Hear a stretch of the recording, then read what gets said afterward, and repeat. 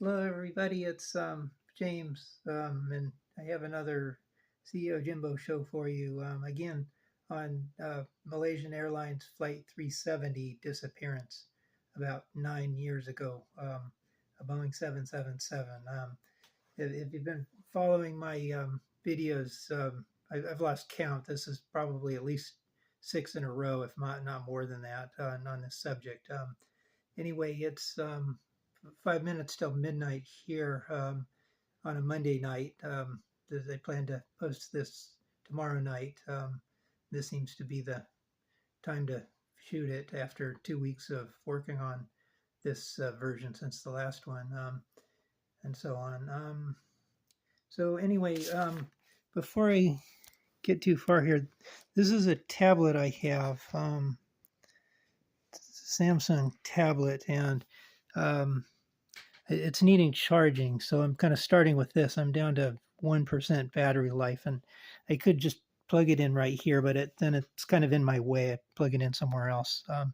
But I've been working on a book on this subject, and this is not the latest version. I saved this maybe about a week ago, and I've worked on it every day since. Not necessarily this is the table of contents, and um, it's been kind of evolving, um, and so on. I really have changed it a bit since this running of it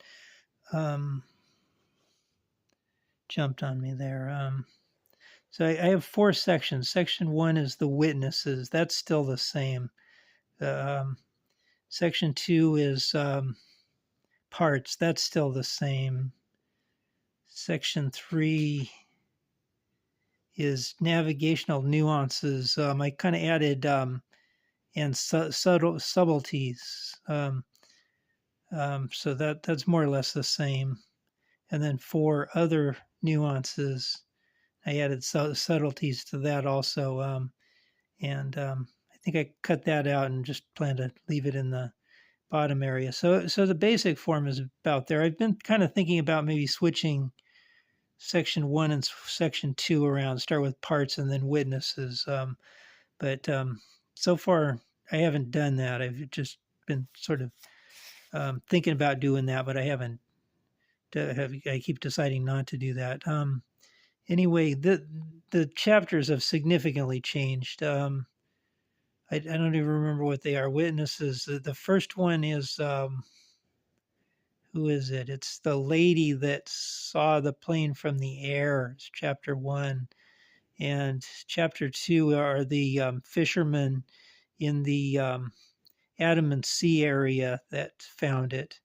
And I believe that there were two groups of fishermen, two different boats, two different captains that both saw. One of them saw it in a distance, didn't think he had enough gas to go to it. The other one said that he got the GPS coordinates of it, which I don't see how he could have. I think he must have seen it in the distance also and got his coordinates as where he saw it from or something like that. Anyway, this chapter is gone. I decided this is too much like the lady journalist aviation investigator, where she mentioned in a video that she was giving a seminar on this subject in like Hong Kong, and mentioned that her book has a book on the flapper on. And so I've actually this chapter is on the fire suppression bottle that part that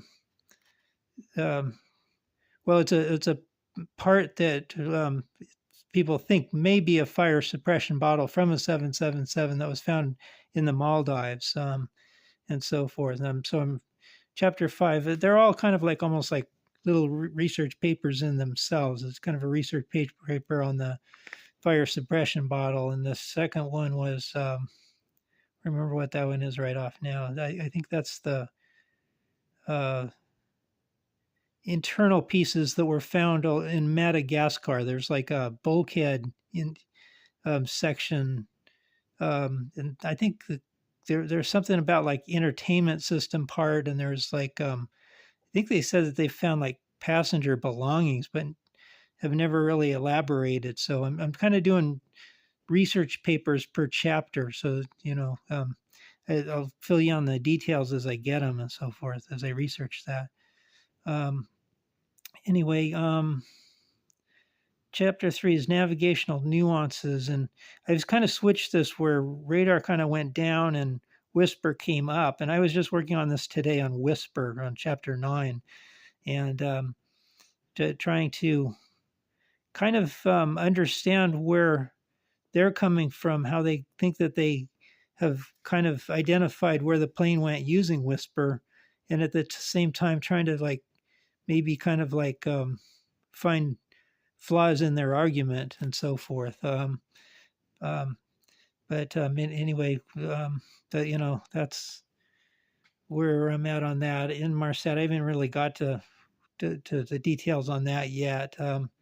It's all based on sort of a guy that works for Inmarsat on day 14 on the TV stated that he didn't think that Inmarsat was going to help in any way because I think he said that Malaysian Airlines didn't pay for the service. They had the equipment, but they didn't elect to buy the service. And because they didn't buy the service and didn't have it going, then they wouldn't have any information. So he said that the only possible information would not be from MH370, but it would have been other airplanes that were sort of flying in the same airspace around them that had it and were paying the service.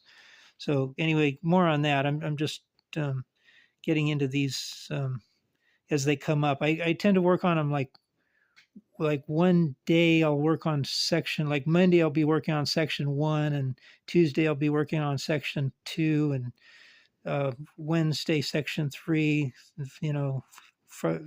Thursday section 4, and then Friday I'm back to section 1, Saturday section 2, that kind of thing, and so on. So anyway, that's it on that one. This maybe we're the halfway point here and so on. Anyway, onto a list here. I just made this just a few minutes ago, and I think I told you last time that I had one of these and I was just going to throw it away afterwards, and I chose not to. I kind of put it in a Ziploc bag and with some others. And so you may see those later. I may use those in my book. I may kind of like neaten them up or something. I have a tendency to kind of like get in a hurry and like forget some things on them. I think I forgot on one of them way back. I kind of was saying I was forgetting something, and then I didn't ever get to it. And I was trying to tell you about Egypt Air 777 fire. There's kind of a article that I read on that where somebody kind of thought that MH370 may have gone the same way as this flight. And afraid I don't have the number right in front of me, and I didn't have time to look it up, just 15 minutes ago as I was prepping for this video. But it just like him, if you want to find this, just type in Egypt Air 777 and flight deck fire, cockpit fire, maybe just fire, and that flight should come up. It was a 777 that caught on fire like right in the first officer section seating area, and they were on the ground. They were like loading passengers up, and so they ended up having to like get all of the passengers off. And I guess the captain saw it and told the first officer to get up and out, and the captain ended up sort of like extinguishing the fire, I think, or something like that. It burned a hole in the side of the airplane, and it actually totaled the airplane due to insurance reasons. Where seems it destroyed like all of the electronics and everything. This kind of leads on to, as I jump around a little bit, Vance, the accident investigator. I believe he's a investigator for the Canada Transportation Safety Board of Canada. I can't think of his last name right offhand. He wrote a book, and I haven't read the book. There's kind of like experts online about it and so on. I was using this in my section on the fire extinguisher bottle where he put forth that he thought that it was, despite the fact that he thinks that the captain sort of um, hijacked the plane, he was saying that there's maybe a possibility that the airplane had an electrical system fire due to like a windshield heat, and that's why the radios went out so fast and so on, and that it was maybe flyable. So more on that later. That's sort of um, it seems like it's interesting to me because the fire suppression bottle is not burned, and it seems like it would either be like maybe in the an aft bottle, um, and the fire was in the forward section, or there just wasn't. It was in the forward section, and there just wasn't any fire in the forward section. Um, and that's kind of a weird one because I just noticed, I think today or yesterday, that the bottle that I've been talking about was actually the first part found, I believe, long before the flaperon.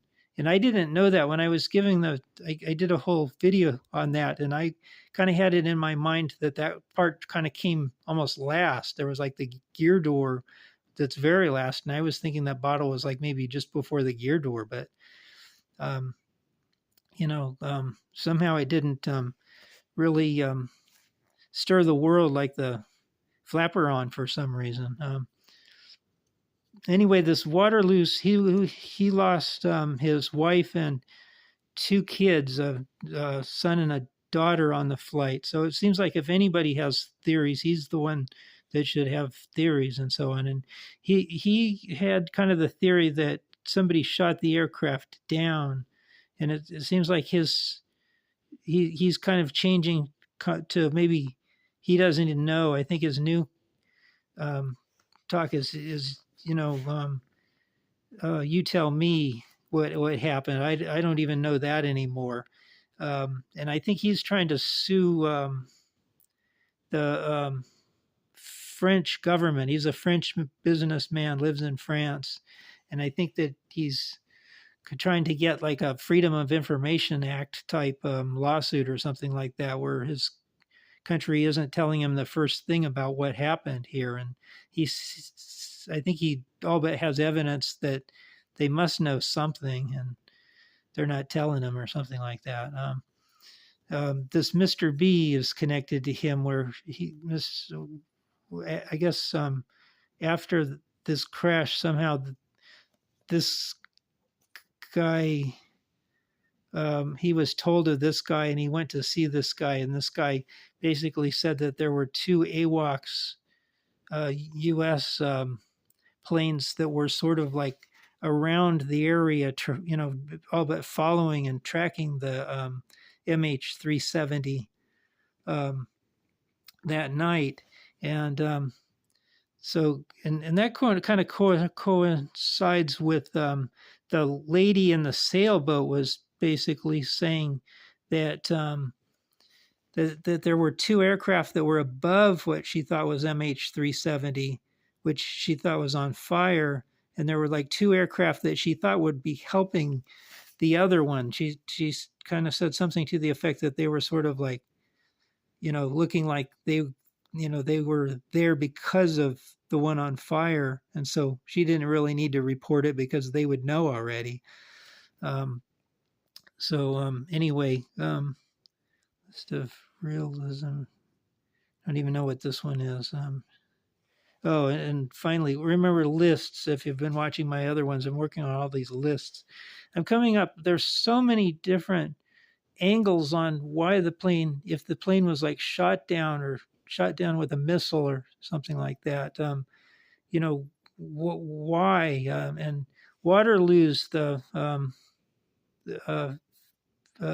victim, the family of the victims, was basically thinking that it could have been like a 911 thing where there was fear that the airplane was being hijacked and it was going to be flown into buildings or something like that. And so kind of in a haste, somebody shot it down, thinking that that's what was going on.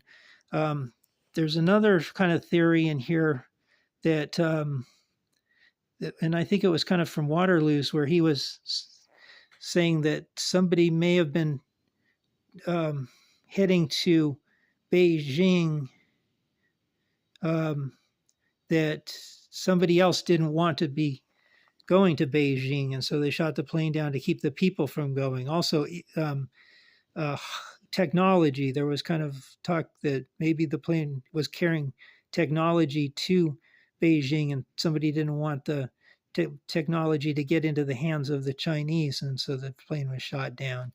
Um, the one that makes sense to me, and it's not talked about too much, is there were two guys that were like um, bailing out of Iran, and they kind of mentioned on Facebook that that they had escaped from Iran, and that they were in Malaysia, and they were heading off to somewhere like Scandinavia or something like that to live happily ever after.